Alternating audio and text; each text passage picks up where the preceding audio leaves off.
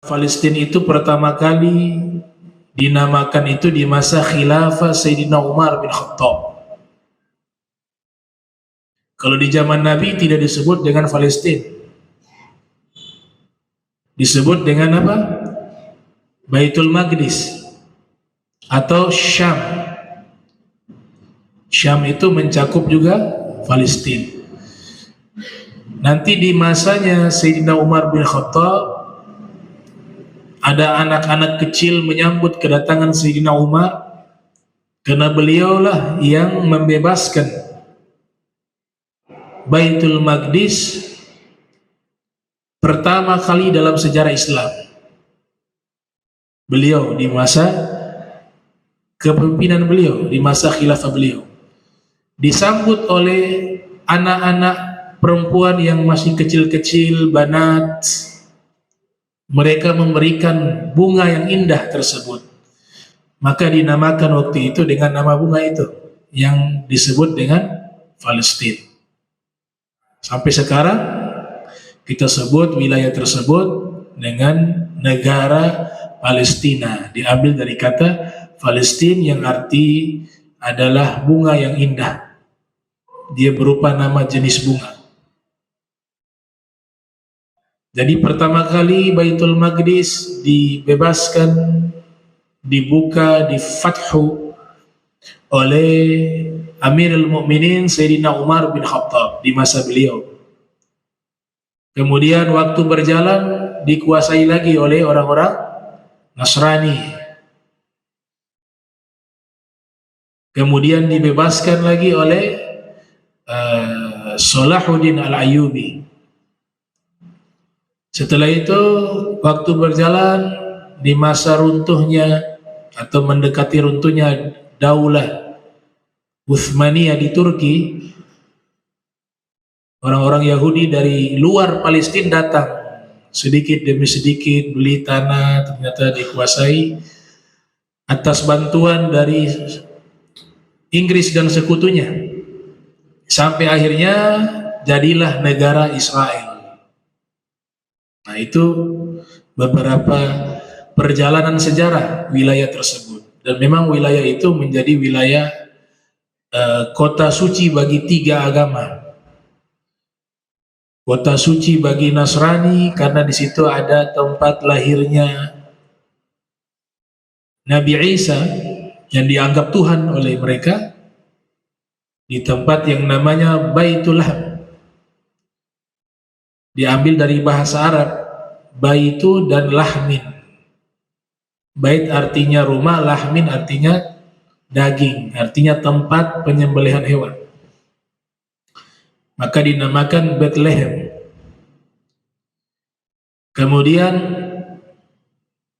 tempat suci itu juga bagi Nasrani juga, di situ tempat tumbuhnya ibunda daripada Nabi Isa yang mereka namakan Bunda Maria. Lalu kita Sayyidah Maryam itu tumbuh di situ. Kemudian nabi-nabi kebanyakan min Bani Israel, mereka tumbuh di wilayah tersebut. Inilah yang menjadi beberapa tempat suci atau historis bagi agama Nasrani.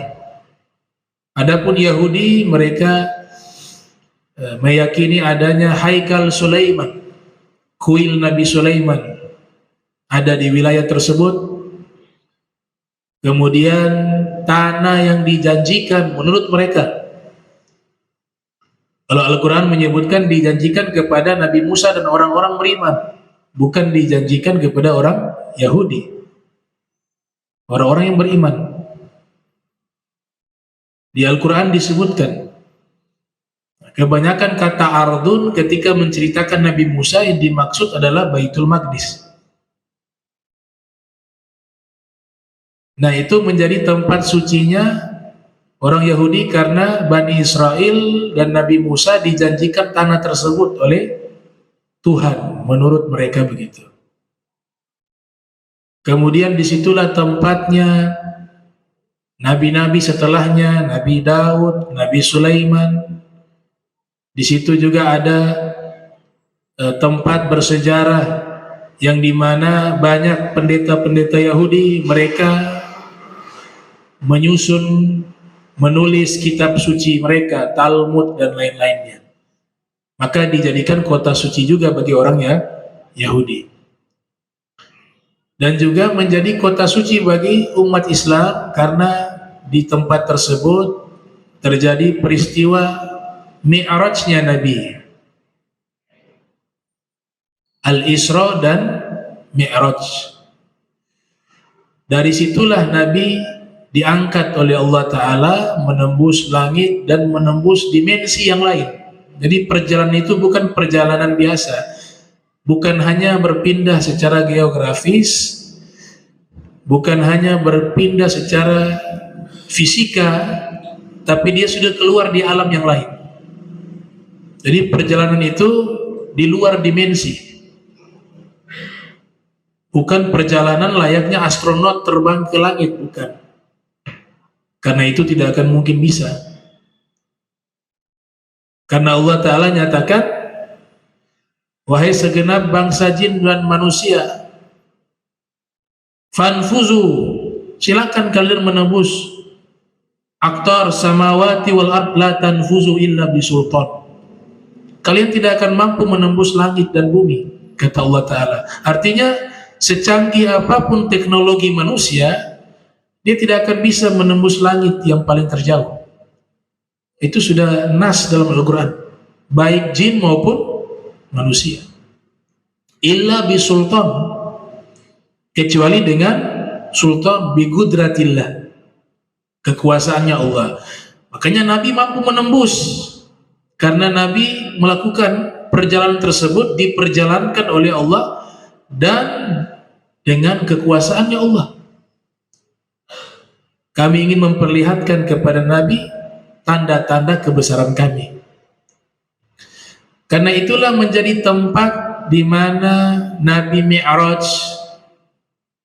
dari Baitul Maqdis. Kemudian tempat tersebut juga Nabi sholat bersama para anbiya, para rasul. Di satu tempat tersebut juga ada batu yang menjadi tempat pijakan kaki Nabi sehingga naik ke langit, yang disebut dengan Mi'raj, tangga naik.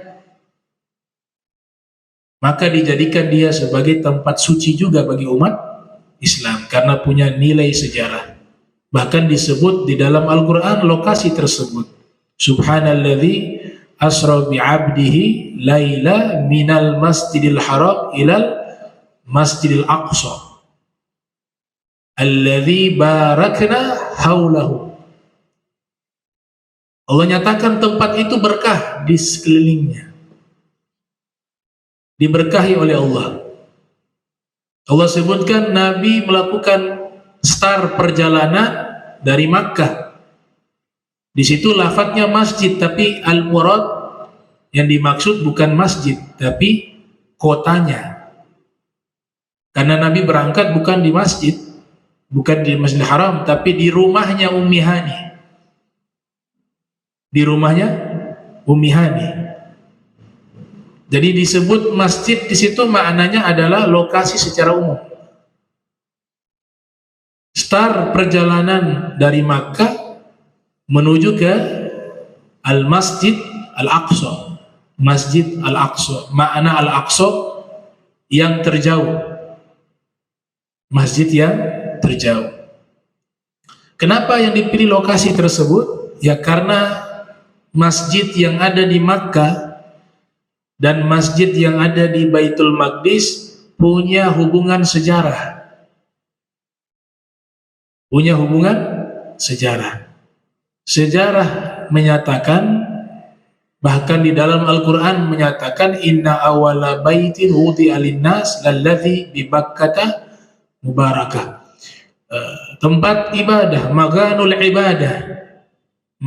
ibadah yang pertama kali didirikan di muka bumi ini adalah yang ada di Makkah, Al-Masjidil Haram. Kemudian tempat ibadah kedua setelah Al-Masjidil Haram yang didirikan di muka bumi adalah yang ada di Palestina, Baitul Maqdis. Dia adalah tempat ibadah kedua yang didirikan di muka bumi. Kata Al-Imam Ibnu Hajar Al-Asqalani di dalam kitabnya Fathul Bari, syarah dari Sahih Al-Bukhari, menyatakan kalau di Makkah yang bangun awalnya malaikat, kemudian dilanjutkan oleh Nabi Adam dan disempurnakan nanti oleh Nabi Ibrahim dengan Nabi Ismail alaihi wassalam, maka yang di Baitul Maqdis yang pertama kali membangun masjid atau tempat ibadah di tempat tersebut adalah anak turunan Adam yang waktu itu hanya kisaran waktu 40 tahun antara pembangunan Ka'bah atau Masjidil Haram dengan pembangunan Baitul Maqdis, berdasarkan hadis yang diriwayatkan oleh Abu Dzar Al-Ghifari ketika bertanya kepada Nabi Muhammad sallallahu alaihi wasallam. Maka punya hubungan sejarah Masjidil Haram dengan Al-Masjidil Aqsa. Nah, inilah tiga kota suci. Tapi di zaman Nabi disebut dengan Asyam atau tadi Al-Masjidil Aqsa atau disebut Baitul Maqdis, tidak disebut Palestina. Palestina itu istilahnya pertama kali disebut dengan istilah Palestina di zamannya Amirul Mukminin Sayyidina Umar ibn Khattab radhiyallahu taala anhu arda. Yang pertama kali disebut dengan Palestina. Memang di masa kekhilafan Sayyidina Umar bin Khattab, beliau kurang lebih memimpin 10 tahun. Sayyidina Abu Bakar 2 tahun. Ya, Sayyidina Utsman kurang lebih 13 tahun. Sayyidina Ali 4 tahun 6 bulan. Kemudian 6 bulannya dipimpin oleh Sayyidina Hasan. Itu yang disebut genap 30 tahun khilafah. Ya, al-khilafatu ba'di 30 sanatan. Khilafah setelahku genap 30 tahun. Sayyidina Utsman 13 atau 14 tahun kurang lebih. Ya, 13 atau 14 tahun. Sayyidina Umar hanya 10 tahun memimpin khilafah tersebut, tapi wilayah Islam tersebar luas sampai ke Syam, sampai ke Afrika, sampai ke Mesir. Itu di masanya Sayyidina Umar ibn Khattab. Ekspansi perluasan wilayah kekuasaan Islam paling terbesar terjadi di masa Sayyidina Umar bin Khattab, di masa Al-Khulafa Ar-Rashidun. Al-Khulafa Ar-Rashidun. Bahkan salah satu ulama salaf abad kedua Hijriah bernama Imam Al-Kalabazi menulis sebuah kitab berjudul Futuhul Buldan. Di situ beliau gambarkan sejarah perluasan wilayah Islam, itu petanya paling banyak di masa Sayyidina Umar bin Khattab, khususnya di masa Al-Khulafa'u Ar-Rashidun. Beliau masuk Islam, ya, kita bahas sedikit Sayyidina Umar bin Khattab. Masuk Islamnya itu genap 40 orang. Jadi orang yang ke-40 masuk Islam itu Sayyidina Umar bin Khattab. Ketika beliau masuk Islam, sebelumnya doa dari Nabi SAW. Karena pribadi figurnya Sayyidina Umar bin Khattab terkenal orang yang punya karakter pemberani, ditakuti, disegani bagi musuh-musuh Islam ketika masuk ke dalam agama Islam. Dan memang orangnya itu punya pegangan prinsip yang sangat kuat. Ketika salah dikatakan salah, ketika benar dikatakan benar. Sehingga diberikan julukan Al-Faruq. Al-Faruq artinya yufarriqu bainal haq wal batil. Ia adalah sosok yang dengan tegas membedakan mana yang hak, mana yang batil. Beliau dapat doanya Nabi sebelum masuk Islam. Nabi selalu berdoa, Allahumma a'izzal Islam, ya Allah muliakanlah agama Islam,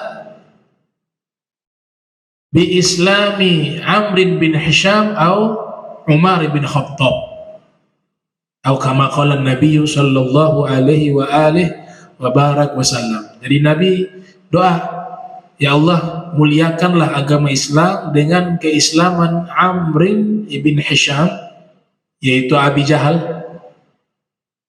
atau dengan Islamnya Umar bin Khattab. Tapi dalam hatinya Nabi punya harapan, semoga yang masuk Islam Sayyidina Umar bin Khattab. Allah, Allah, Allah fi Umar. Akhirnya diijabah oleh Allah dalam kitab Bahjatul Mahafil karya Syekh Muhammad, karya Syekh Al-Amiri, mohon maaf, Syekh Al-Amiri menulis kitab sejarah berjudul Bahjatul Mahafil. Di situ disebutkan tepat 5 tahun setelah dilantiknya Nabi menjadi Rasul, maka di saat itulah Islamnya Sayyidina Umar bin Khattab. Jadi kalau hitung usianya Nabi diangkat menjadi Rasul usia 40 tahun. Berarti di saat Nabi usia 45 tahun, di saat itulah Sayyidina Umar bin Khattab masuk ke dalam agama Islam. Nah, ketika beliau masuk ke dalam agama Islam, pada waktu itu yang Islam hanya 39 orang. Yang Islam pada waktu itu di kota Makkah hanya 39 orang. Dengan Islamnya Sayyidina Umar genap jadi 40. Turunlah ayat di surat Al-Anfal ayat 64. Surat Al-Anfal ayat 64. Ya ayyuhan nabiyyu hasbukallah wa manittaba'aka minal mu'minin. Wahai Nabi, cukuplah Allah sebagai pelindungmu, dan cukuplah seseorang yang mengikutimu dari golongan orang beriman menjadi pelindungmu. Seseorang di situ siapa? Yaitu Sayyidina Umar bin Khattab. Sebelumnya, yaitu sebelum Islamnya Sayyidina Umar bin Khattab, tidak ada satupun yang berani sholat depan Ka'bah di masa itu, karena pasti dianiaya oleh orang-orang musyrik. Tapi setelah masuknya Islam Sayyidina Umar bin Khattab, beliau mengatakan ini agama yang benar. Kalau agama yang benar, kenapa harus ditutupi? Harus diizharkan, harus ditunjukkan. Maka mulai saat Islamnya Sayyidina Umar, kami sholat di sisi Ka'bah. Dikatakan oleh mereka, para sahabat-sahabat as-sabiqun al-awwalun, mereka mengatakan, ma kunna nusolli 'indal Ka'bah hatta aslama Umar. Kami tidak pernah sholat di sisi Ka'bah terkecuali telah Islamnya Umar. Baru kami berani sholat di sisi Ka'bah. Bahkan malaikat gembira di saat Islamnya Sayyidina Umar bin Khattab. Diriwayatkan oleh Syekh Dimyat dalam kitabnya Al-Jawahir wa Lu'lu' atau Al-Jawahir Al-Lu'luwiyah. Qala Nabi sallallahu alaihi wasallam, Nabi pernah menyatakan sebuah sabda ketika Islamnya Sayyidina Umar, malaikat turun dari langit turun ke bumi. Kemudian malaikat melaporkan kepada Rasulullah Muhammad sallallahu alaihi wasallam, ya Rasulullah, istabsyara ahlus samawati bi islami Umar. Wahai Rasulullah, penduduk di langit bergembira atas Islamnya Umar bin Khattab. Kemudian Nabi juga menceritakan kelebihannya. Ya, inna syaitan la yanfiru min Umar. Wa fi riwayah min zilli Umar bin Khattab. Syaitan lari dari bayangannya Umar bin Khattab. Wafir riwayat yang lain menyatakan kalau Sayyidina Umar lewat di satu gang dan di situ setan juga mau lewat, maka dia akan pilih gang yang lain karena tidak mau berpas-pasan dengan Sayyidina Umar bin Khattab karena kekuatan iman, ya, punya quwwatul iman. Masuk Islamnya ceritanya populer, yaitu dia datang ke rumah saudari perempuannya bernama Fatimah.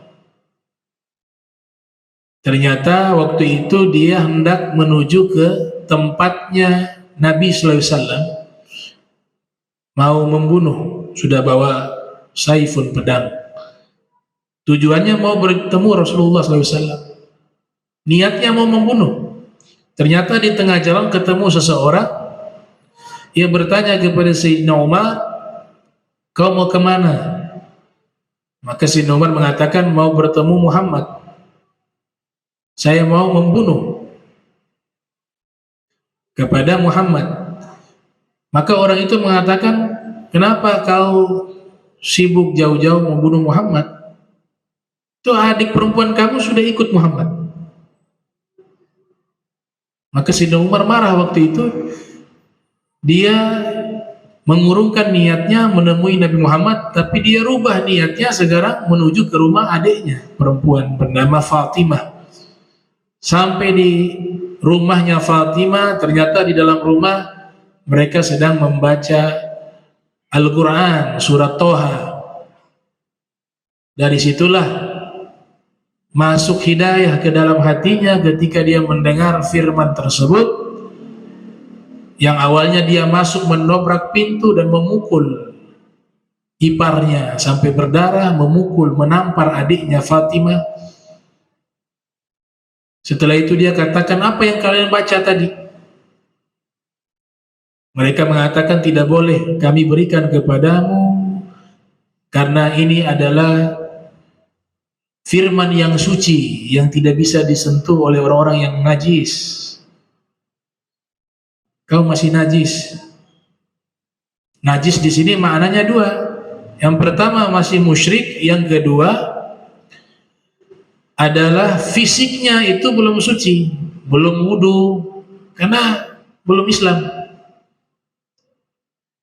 Maka Sayyidina Umar masuk ke tempat pemandian, kemudian bertanya kepada mereka bagaimana cara bersuci, dijelaskan cara bersucinya.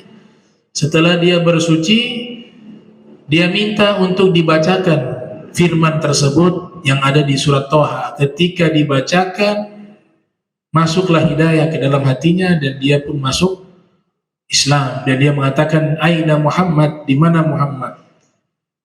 Saya ingin bertemu dengannya." Nah, niatnya sudah berubah.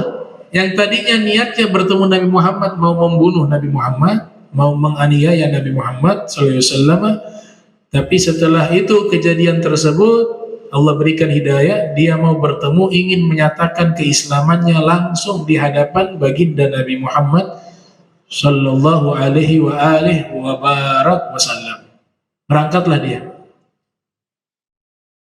Sampailah di tempat di mana Nabi berada. Dulu di zaman Nabi Muhammad, waktu awal-awal Islam, kebanyakan berada di rumahnya namanya Arqam, nama sahabat. Disebut dengan Darul Arqam. Disitulah mereka mengkaji wahyu-wahyu, berkumpul dengan Nabi Muhammad sallallahu alaihi wasallam, karena lokasi rumahnya agak jauh dari keramaian, sehingga mungkin lebih aman waktu itu. Biasanya di tempat tersebut. Tapi di riwayat Sayyidina Umar ini, wallahu alam, Nabi sedang berada di rumahnya siapa, wallahu alam. Tapi biasanya Nabi di masa itu sering berada di rumahnya Arqam, sehingga disebut Darul Arqam, rumahnya Arqam, salah satu sahabat Nabi. Sampailah Sayyidina Umar di tempat tersebut di mana Nabi berada waktu itu, dan ada beberapa sahabat, bahkan pamannya Nabi yang umurnya tidak jauh berbeda dengan Nabi, yaitu Sayyidina Hamzah ibn Abdul Muttalib juga ada di situ. Kalau Sayyidina Umar singa, ini juga singa. Terkenal pemberani.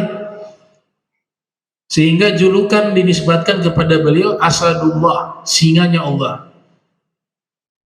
Pamannya Nabi, Sayyiduna Hamzah ibn Abdul Muttalib. Dan dia sangat cinta kepada Rasul Sallallahu Alaihi Wasallam. Dia tidak menganggap sebagai keponakan. Dia melihat Nabi sebagai seorang Rasul. Dia tanggalkan itu pangkatnya sebagai paman di hadapan Nabi Muhammad. Di hadapan Nabi Muhammad dia adalah seorang murid, seorang umat, dan ponakannya ini yang dia lihat adalah seorang pemimpin para nabi, para rasul. Bahkan dalam hadis Nabi katakan pamannya ini Sayyidina Hamzah, Nabi katakan Sayyidus syuhada yaumal qiyamati Hamzah ibnu Abdul Muttalib. Dikutip dalam kitab Ajalatus Sibaq ila Makarimil Akhlaq yang ditulis oleh Al-Habib Muhammad Al-Haddad. Nabi mengatakan pemimpin seluruh syuhada. Kita bisa bayangkan ini derajat pemimpin seluruh syuhada di hari kiamat nanti adalah Hamzah ibnu Abdul Muttalib, pamannya Nabi. Syuhada yang derajatnya hanya sebagai syahid saja satu orang, bukan sebagai pemimpin syuhada. Orang yang syahid itu wafat di medan perang fi sabilillah. Nabi katakan asy-syahid yashfa' fi sab'in min ahli baitihi. Satu orang yang wafat di jalan Allah di medan perang, dia nanti memberikan pertolongan syafaat kepada 70 orang dari keluarganya. Itu syahid biasa itu. Nah ini Sayyidina Hamzah Sayyidu Syuhada, pemimpin para syuhada. Beliau dibunuh oleh Wahsy. Wahsy ini budak Afrika. Ya, Wahsy membunuh Sayyidina Hamzah ini juga terpaksa. Dia tidak ada masalah dengan Sayyidina Hamzah. Tapi tuannya ini menjanjikan kalau kamu bisa membunuh Hamzah, kamu akan dimerdekakan dari budak. Karena dia waktu itu jadi seorang budak. Diiming-imingkan hadiah tersebut. Nah yang mengiming-imingkan ini adalah diantaranya Hindun, istrinya Abu Sufyan. Nah Hindun ini dendam kepada Sayyidina Hamzah karena di perang Badar banyak keluarganya terbunuh. Bahkan saudara laki-lakinya terbunuh di tangannya Sayyidina Hamzah. Ayahnya juga terbunuh di perang Badar. Dendam dia. Dan orang yang paling mereka dendam adalah Sayyidina Hamzah. Wahsy ini terkenal jago lempar tombak. Itu di dalam kitab Al-Bidayah wan Nihayah yang ditulis oleh Ibnu Katsir yang lahir tahun 700 Hijriah, wafat 774 Hijriah. Ketika melempar tombak ke sasaran yang dituju tidak pernah meleset, walaupun satu kali tidak pernah. Dan sudah diarahkan, kamu ikut perang Uhud. Jadi perang Uhud ini adalah disebut perang balas dendam. Karena orang musyrik kalah mutlak pada tahun 2 Hijriah di perang Badar. Mereka dendam. Setahun kemudian terjadilah perang Uhud. Dendam. Banyak keluarga mereka terbunuh. Maka diarahkan kepada Wahsy, kalau kamu ikut perang Uhud, cari saja Hamzah, jangan yang lain. Kemudian lemparkan tombak itu tepat di jantungnya. Kalau dia sudah mati, kamu merdeka. Maka Wahsy ini akhirnya target utamanya hanya Sayyidina Hamzah. Singkat kisah, terjadi perang Ghazwatul Uhud. Dia mencari-cari mana itu Sayyidina Hamzah. Ternyata ketika dia lihat dari jauh, dia lempar dengan tombaknya tepat kena jantung. Meninggallah Sayyidu Syuhada, Sayyiduna Hamzah ibn Abdul Muttalib. Selesai daripada peperangan tersebut, kaum muslimin dipukul mundur, ya, karena tidak taat kepada Nabi.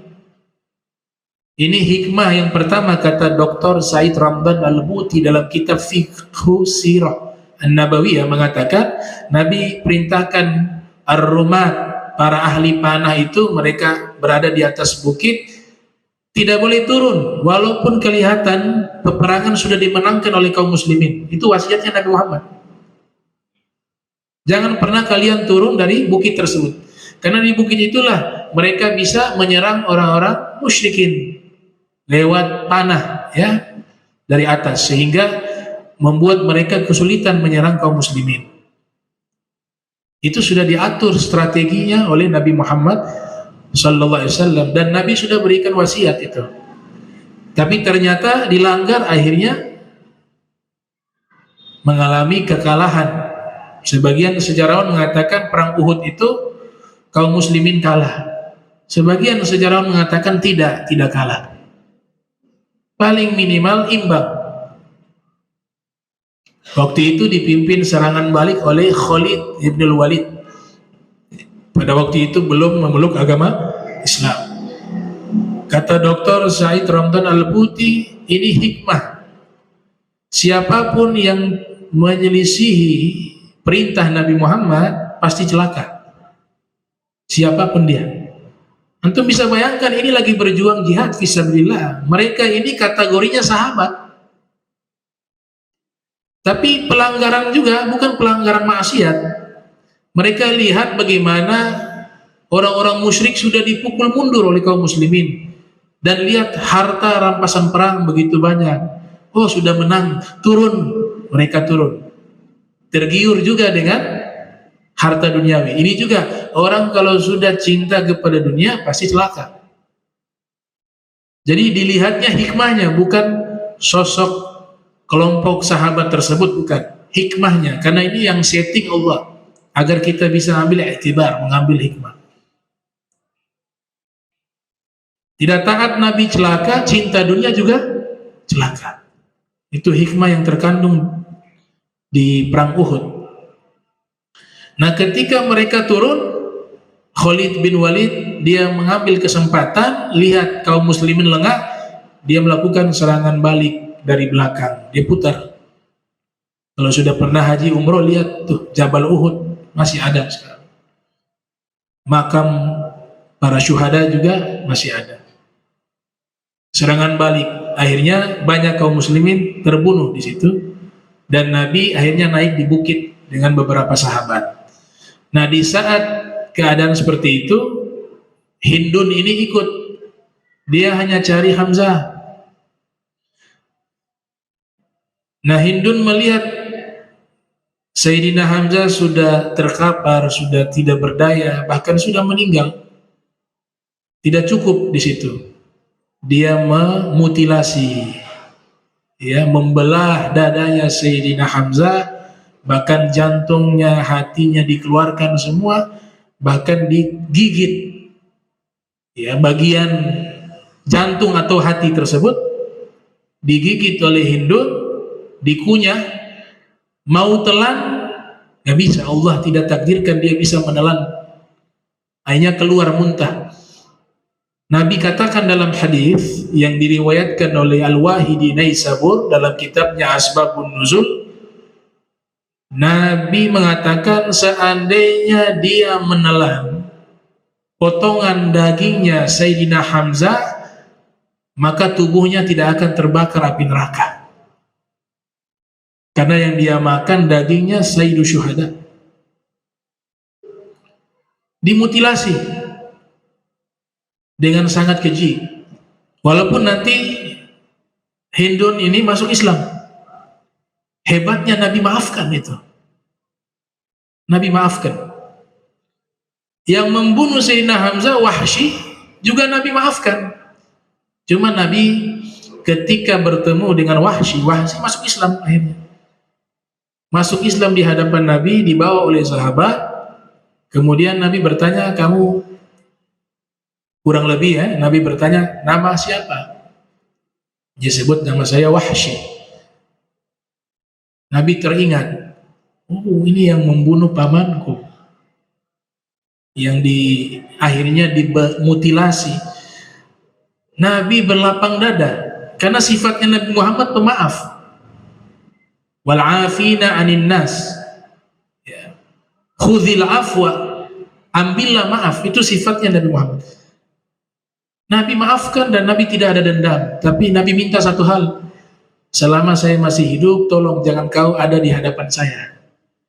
Karena kalau saya menatap wajahmu, hati saya tersakiti. Saya mengingat lagi bagaimana pamanku dibunuh dengan sadis seperti itu. Tapi Nabi sudah mencoba memaafkan, itu luar biasa. Tidak diberikan hukuman, Islamnya diterima, dan tidak ada dendam. Cuma Nabi tidak mampu kalau melihat wajahnya teringat. Makanya Nabi minta, selama saya masih hidup, saya minta tolong kamu jangan ada di hadapan saya.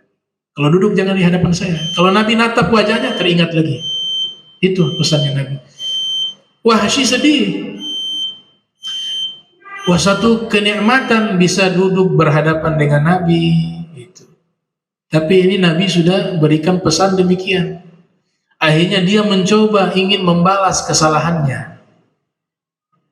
Mencoba ingin membahas kesalahannya. Dia terkenang itu kesalahan besar. Qataltu khairan nas fil Islam atau fil jahiliyah. Saya membunuh ya sebaik-baiknya manusia di masa jahiliyah. Siapa itu? Pamannya Nabi. Nabi waktu melihat jenazah paman beliau menangis. Sampai keluar dari lisan Nabi, saya akan tebus ya 70 atau 100. Saya lupa riwayatnya 70 atau 100. Saya akan tebus 70 orang musyrik membalas satu nyawa pamanku. Itu keluar dari lisannya Nabi Muhammad. Tapi Nabi Muhammad punya akhlak khuluqun azim. Kemudian Allah turunkan wahyu. Ud'u ila sabili rabbika bil hikmati wal mau'izal hasanah wajadilhum billati hiya ahsan. Ini luar biasa nih.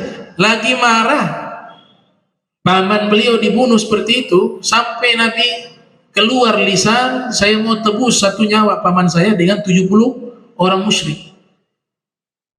Allah tunjukkan ini loh akhlaknya Nabi Muhammad, beda dengan manusia biasa. Turunlah ayat, ud'u ila sabili rabbika bil hikmati. Ajaklah orang-orang musyrik tersebut yang telah membunuh pamanmu itu, ajak mereka dengan hikmah. Wal mau'izah hasanah, dan nasihat yang baik kepada mereka. Wajadilhum billati hiya ahsan. Kalau berdebat dengan mereka, berdebatlah dengan cara yang paling baik. Ini yang lagi bunuh nih, disuruh begitu. Dan Nabi lulus ujian. Nabi maafkan itu. Nabi maafkan. Padahal bisa saja dihukum mati, bisa. Karena membunuh orang. Tapi Nabi punya pandangan ini bukan pandangan pribadi. Semua yang Nabi lakukan itu berdasarkan kehendaknya Allah, wahyu dari Allah. Dan memang sengaja terjadi demikian sehingga sejarah Nabi itu menjadi indah. Coba seandainya yang membunuh pamannya Nabi, ketika mereka mau masuk Islam, Nabi bunuh juga, maka akan merusak biografi indah Nabi Muhammad. Oh, berarti Nabi Muhammad pendendam.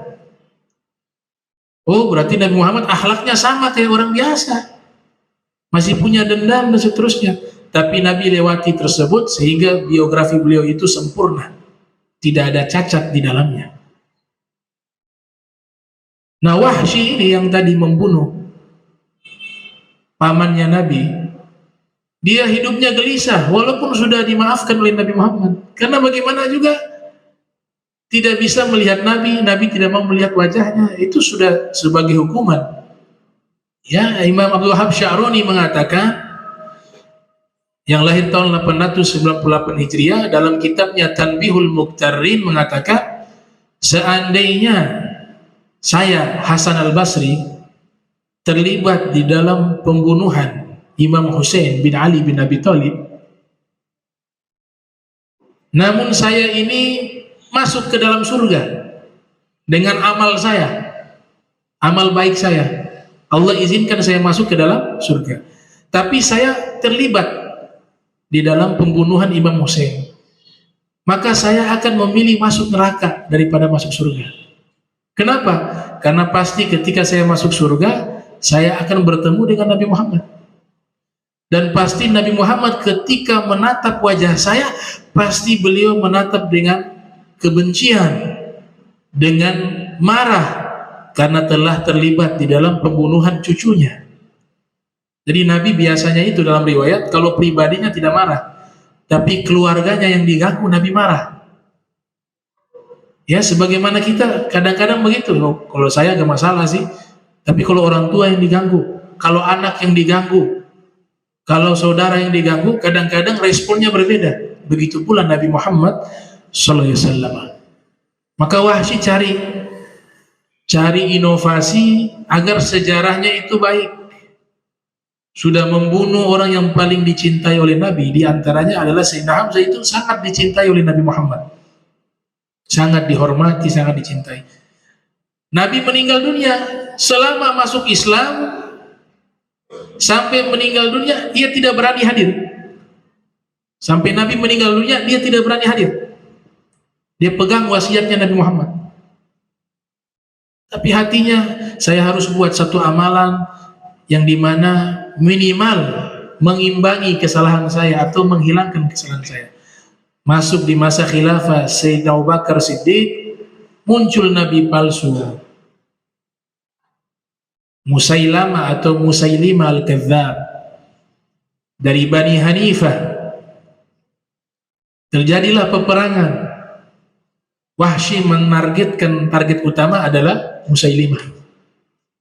Akhirnya dapat kesempatan, dia melempar tombak, terkena Nabi palsu tersebut, kemudian disusul beberapa sahabat, akhirnya membunuh. Maka dia katakan, setelah selesai peperangan tersebut, dia menyatakan, qataltu khairan nas fil jahiliyati wa qataltu syarran nas fil Islam. Saya telah membunuh sebaik-baiknya manusia di masa jahiliyah, dan saya telah membunuh seburuk-buruknya manusia di masa Islam. Sebaik-baiknya manusia adalah Sayyidina Hamzah, seburuk-buruknya manusia yang mengaku Nabi, yaitu Musailimah Al-Kadzdzab. Ada satu ahli syair pernah mengaku Nabi, tapi syairnya itu terkenal, dipakai di pesantren. Pernah mengaku jadi Nabi. Dia punya syair yang terkenal, khairu jalisin fi kulli zamanin kitab. Sebaik-baiknya teman duduk sepanjang zaman adalah buku. Itu syairnya orang yang pernah mengaku jadi Nabi. Tapi wallahu a'lam, mungkin dia bertobat pada akhirnya. Syair kedua yang terkenal yang ditulis oleh orang yang mengaku Nabi tersebut, man takallama bi ghairi fannihi ata bi mithli hadhil ajaibi, atau kama qala. Siapa yang berbicara satu bidang ilmu tanpa ilmu, maka dia akan menyampaikan hal-hal yang ajaib-ajaib. Dia tidak punya ilmu tapi ngajar, itu pasti akan keluar ajaib-ajaib yang tidak ada di kitab, itu ada. Karena dia tidak punya referensi keilmuan untuk menyampaikan ilmu yang memang sudah mansus. Ilmu itu sudah dinaskan, dimaktub. Kana ilmu fi suduri rijal thumma intakhala ila al-kutub. Imam Syatibi mengatakan ilmu itu dulu ada di hatinya Nabi Muhammad, kemudian dikasih ke hatinya sahabat Ahlul Bait, kemudian berproses berpindah ke kitab. Nah, yang dia bicara ini gak ada di kitab.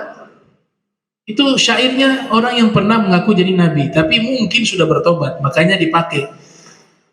Nah, dia terkenal dengan nama Al-Mutanabbi.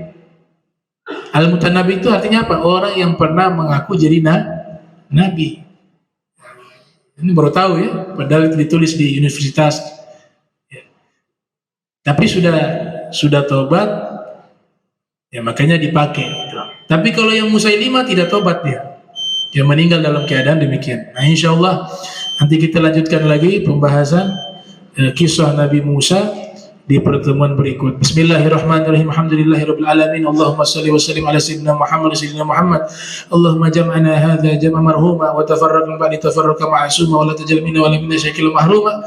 Subhanaka wa hamdika astaghfiruka wa atubu ilaihi wa sallallahu ala Muhammadin wa ala alihi wa sahbihi wa baraka wasallam. Wa lafu minkum wassalamu alaikum warahmatullahi wabarakatuh.